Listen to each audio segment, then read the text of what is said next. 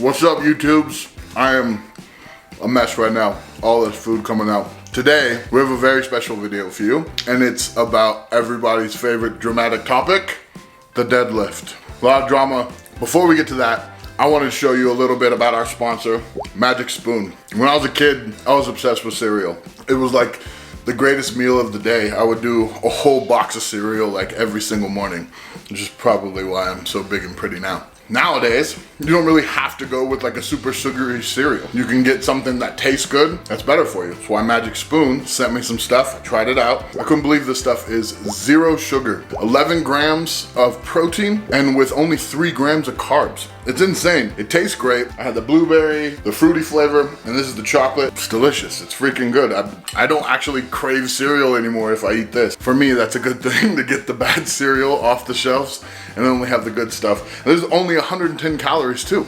Make sure, if you are like me and you want to have some cereal in the morning but not feel guilty about it, then you can click the link below and go out, check out magicspoon.com/American Monster, and they've got 100% guarantee. If you are not happy with the way that your cereal tastes and you're not satisfied, they'll give you all of your money back with no questions asked. I mean, what else do you want? Cereal, if you don't like it, you can get your money back. Check it out, magicspoon.com/American Monster, or click the link below. It's delicious. I'm gonna eat the rest of this, so I'll talk to you later. So everybody's talking about the deadlift again.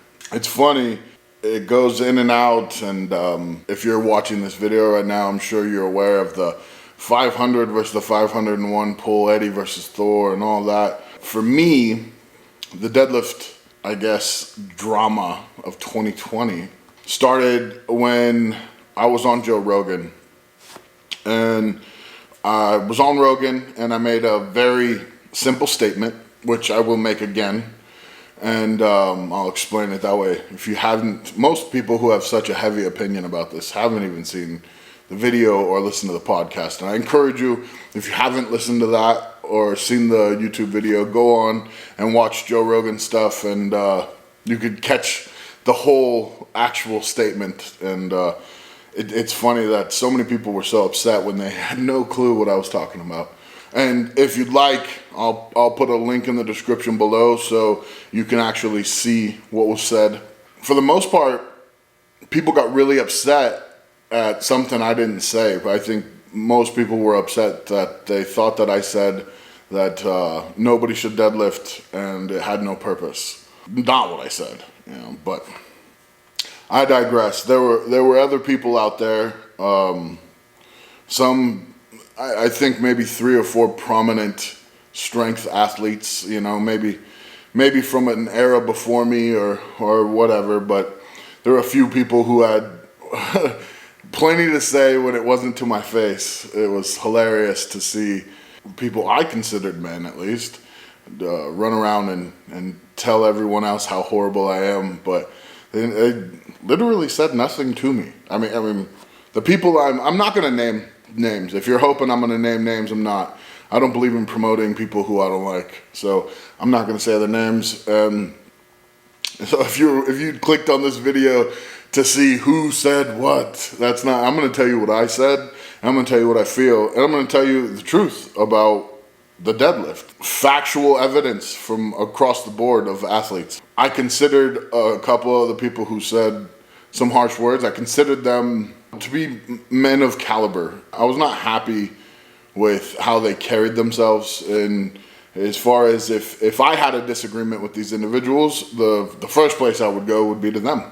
And I would say, you know, like, you know, you said this and I don't quite agree with it, or hey, if I'm a friend with them, I would probably just mess around and tease them about it, but let them know where I felt. That's just how I deal it. Other people don't carry themselves that way, so I would encourage you, if you know someone who was talking crap, then you can just simply ask them, you know, what did Robert say when you told him that? And it'll probably keep them from talking anymore. I don't really care what people see as like proper gym training. I don't care if someone's ideas differ from mine. I really don't. Like, one of the big things in strongman and in strength athletics across the board, when when CrossFit started growing, everyone was like, oh, they're just stealing their ideas and they're just getting everybody hurt and they're this and that. And it was just all you saw online was this bashing. And for me, first of all, I felt that was super petty. Like, I mean, I would say that's high school behavior, but I didn't even act like that in high school. So I don't know what you would call it, but to me, it's petty. And second, I don't think that anything that gets people off the couch and into the gym is wrong. I think there's wrong ways of utilizing strength and there's wrong ways of training, and it's possible that you should be safer. And I do believe that there are some coaches that are better than others, and I think experience and just knowledge of your own body is extremely relevant when it comes to this kind of stuff. But I can't hate on a sport that came out and grew like crazy and snatched a bunch of these people who were just sitting on their couches doing nothing and got them into the gym, got them into training, got them into a better life. I'll never hate on that. That's my goal. My goal is to be the best influence I can to get people to enjoy themselves in a physical atmosphere, enjoy themselves at the gym, enjoy themselves hiking, whatever, man. I bike. I got a big ass kayak just off camera right over here. Like, whatever you do. I used to surf and skate, you know, so I don't think there's any point in bashing a sport that's drawing millions of people into the gym. I think it just shows how petty and jealous a lot of people were. It's funny is a lot of the same people that were mad about what I said on Joe Rogan were also mad about CrossFit, but I mean, we'll just leave that for other people.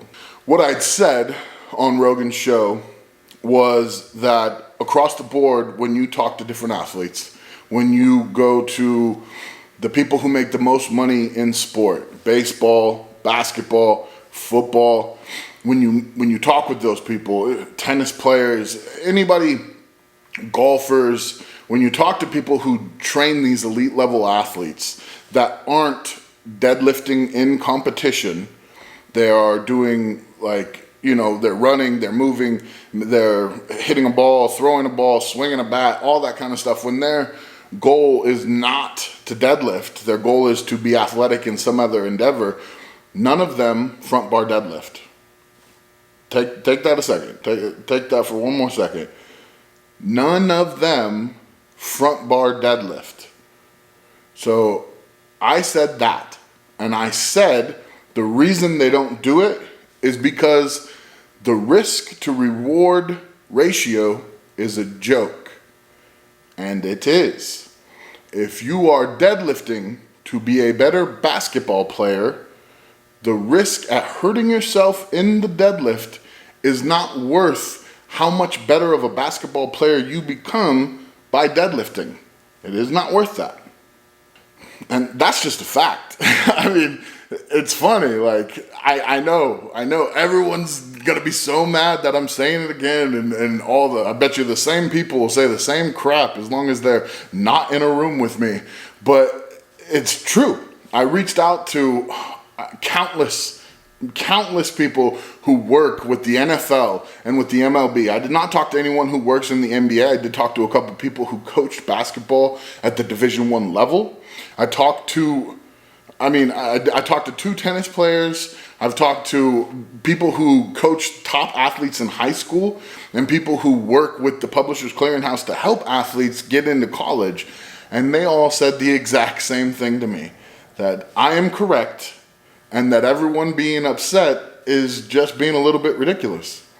So, I want to reiterate this. Front bar deadlift has too much of a risk for people who don't deadlift in competition. If you're a power lifter, a strongman, a crossfitter, or you just like to deadlift, you should do it. Most certainly.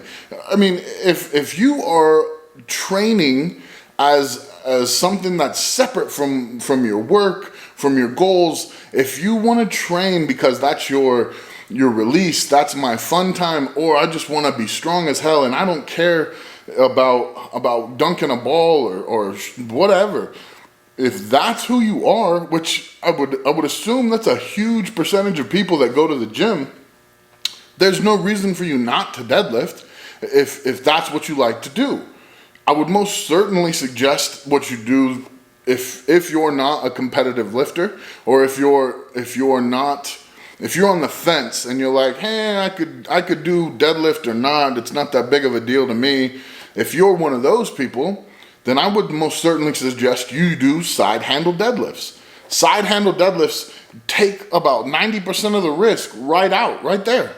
All of a sudden, you're not going to have your back in a weird position. You're just in a better spot to have your arms down the side to where your spine can be straight. It's just a better position. And you're still working almost the exact same muscles. The biggest reason I said this was because I used to coach high school football, and I plan on returning to coach high school football. One of the biggest things I saw in high school football was gym bro coaches across the country making kids max out deadlifts during the season. Like literally pulling 90 to 100% of your max in a deadlift less than a week before you play another game. It's insane. That's insane. For people out there who feel that the deadlift is irreplaceable, that the deadlift does work your back in a certain way, your hamstrings, athleticism, it does a lot for you, and doing it properly is most certainly attainable. It's also, I mean, it's been proven if you look at the Russian athletes, if you look at a lot of different strength athletes that, don't look at basketball players and football players, but if you look at like Olympic athletes, maybe even wrestlers, stuff like that, you can find a few people who use the deadlift specifically for their sport, even though their sport does not have deadlift. And then they've trained properly, they've learned how to do it the right way, and they've had a coach help them. Now, those people aren't 99% of kids in America who are pulling with a straight, ridiculous bend in their back and literally jacking the maximum load their lower back will take during a season of sport that has nothing to do with the deadlift. Those are the people I'm talking for. So for the kids out there that want to know what does it take to be a better athlete, it's not front bar deadlifts. If you want to know what it takes to be a better strongman, then it's not maximal front bar deadlifts at a young age. It's learning how to do it properly. It's learning how to use your hamstrings, your quads, your upper back, get in a good position. And this is coming from someone who knows exactly what they're talking about. I played football my whole life. I played forever. I played with top tier coaches. I've been around the country with people from NFL. I went to the combine. I did all kinds of different things. I never once did a maximal deadlift. I think in my entire football career, I can't remember deadlifting once. I can't say I never did, but I don't think I ever did. We would do hang cleans and power cleans because those are explosive movements that transfer onto the field. When I went to deadlift as a strongman, I didn't have enough prep and training into learning how to do it before I went maximal. And I went to the edge of what was possible with my body. And if you watch my first big competition in England was a Giants Live show, and it was the opening weight for the deadlift was 400 kilos. For somebody who has only been deadlifting for less than a year, I'd been deadlifting for I think 8 months. I think 8 months was how long I've been deadlifting, and I went to the show. We didn't have the way things went down. We went from yoke straight into the deadlift, and I got hurt. I remember pulling the 400 kilos up over my knee, and my back popped, and my legs went numb. Both my legs went numb. And now, still to this day, I get numbness. If I go pull heavy, I end up getting pain. And I've worked my ass off on fixing my form. I've worked on making sure I get the load in the right spot. I've done a lot, but I've done what feels like to be irreparable damage to my body because I didn't properly acquire the strength that it took to maximal deadlift. Being someone who's an athlete my whole life, I never had somebody tell me that deadlifting was a part of other sport. And I think the disconnect in this communication is people in strength athletics a lot of them don't come from other sports. A lot of the people who are the loudest, like, no days off, bro, and sniff your pre-workout and all that, like, those people, they don't get the idea of prep time, heal time, recovery time, and the probability of transfer from what you're doing in the gym to what you're doing in sport, because all they've done is stuff in the gym. They don't have that other background to pull from. They don't understand that everything's not the same for different athletes. This is something that does not get lost on people who are paid a lot of money to train professional athletes. When you talk to people who train the baddest dudes on the football field, the best basketball players in the world, the best baseball players, when you talk to those people, the people who are getting checks that make you want to just freaking kill yourself right now, like those people who are getting really paid to do strength athletics, they don't do front bar deadlifts. Not a single one that I've spoken to does. Not one.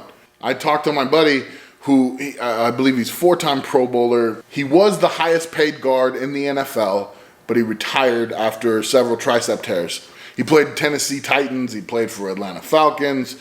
Bounced around. I spoke to him, and I was like, so your long career, you've been this successful. You had a great college career. How often did you deadlift? How often did you guys deadlift with the team? How often would you guys have like a program that said to deadlift? He said, man, in my whole career, one time we had a new guy come in who wanted to change up the training programs, and he had us deadlift for a week where we were working on like a pyramid to build up our deadlift, and it was supposed to be for a week. And at day 5, he stopped and we never did it again. He's the only one who told me he deadlifted ever while being a professional athlete. I spoke to people in the MLB, and they've got a big push towards doing side handle deadlifts. Now, side handle deadlifts are they're just coming around. They're getting bigger and bigger and bigger. And it seems like there's a big move in other sports to incorporate the benefits of deadlift and to axe out the risk. Now, this whole freaking video should be an ad for somebody out there selling side handle deadlift bars, because you're the future. If you want kids to grow up, be healthy, be strong, play sports, and not have any low back issues and all that have nothing to do with their sport, then you should be out there getting side handle bars in everyone's hand. You know, those hex bars? Those are great. You should get those to the schools. And most of the schools that I travel to and the schools that I talk with end up going that way. I don't think I've had a single school turn me down when I've talked to them about it. It may seem like a big statement. It may seem like to people in this small athletic world or small world of strength athletics, it may seem like I'm the deadlift devil, and it's like I'm bringing all this horrible stuff out, but everyone already knows. Everyone outside of strongman, powerlifting, CrossFit, and honestly, a lot of people in those sports already know this. I'm not, again, like I said, I'm not going to say names, but I also talk to people who way outrank me in the strength spectrum currently. Talk to people the person who I consider the greatest deadlifter of all time. I talk to the person who I consider the strongest man of all time. And both of them agree with me. Both of them are like, yeah, it's pretty obvious what you said was right.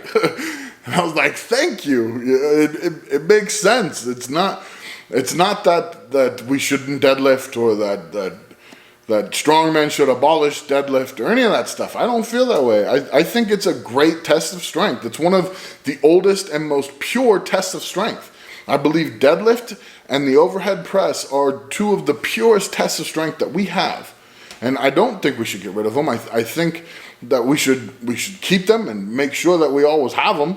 I just don't think that athletes outside of our sports need to be doing them. Do what you love, man. If you, every week, you can't wait for deadlift day because you want to just pull that freaking bar, then get it. Go get it. Don't stop.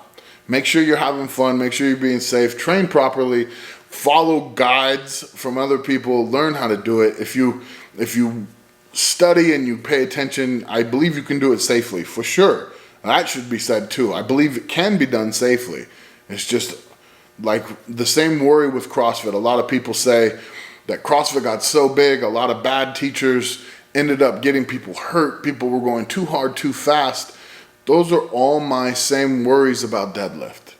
Those are the almost exact same worries. Aside from the fact that deadlift doesn't necessarily transfer to most other sports directly, such as basketball, football, baseball, tennis, swimming, all this track, it doesn't transfer directly. Where as far as an explosive movement, it's almost identical. So if you're a deadlifter, enjoy your deadlifts. To me, deadlifting is not a crime. I actually started to like deadlifts. I hated them forever. They freaking messed up my back. But I've convinced myself over the years and years of doing it for a living to actually start enjoying it. I've gotten to the point where I do feel healthy. I do feel like I'm actually in a better place and I'm doing it right. I don't feel as risky when I do it. I'm not prepared to go like a lot of these guys I see in strongman. They can pull 80 and 90% of their pulls, their deadlift max on an extremely regular basis. I am not at that point. I can pull heavier and I am feeling healthier, but to me, it's been a long road of figuring it out the right way. And it's no secret. You watch my competitions, I'm top 3 in this event, top 3 in that event, top 3 in this event, last in the deadlift, still top 10 in the world on a regular basis. Twice, it should have been for a third time this last year without my forearm tearing. But again, I digress. I'm rambling on. I still want you guys to know that I love you. I still love the deadlift. I love lifting. This is not an attack on you as a person. Deadlifting is not a crime. It's not. You can snag one of these shirts at the link below, obviously. Snag one. That way you can kind of wear it and either prove me right or prove me wrong. Whether you agree or disagree, we all like the shirt, right? Right? Come on, you know it's cool. Anyways, basically, I just factually scienced up this whole argument and proved everybody wrong that I was right. And I feel pretty good about it. So I hope you guys enjoyed the video. I hope this kind of quells the drama with all the craziness. The deadlift is, I mean, you guys, we got to find more important stuff to argue about. For reals. Like, it's 2020. We've got all this craziness with the election, with the coronavirus, with the lockdowns, with all this stuff, and people are still yelling about the deadlift? Like, really? I guess. I mean, I'm here. I'm still here.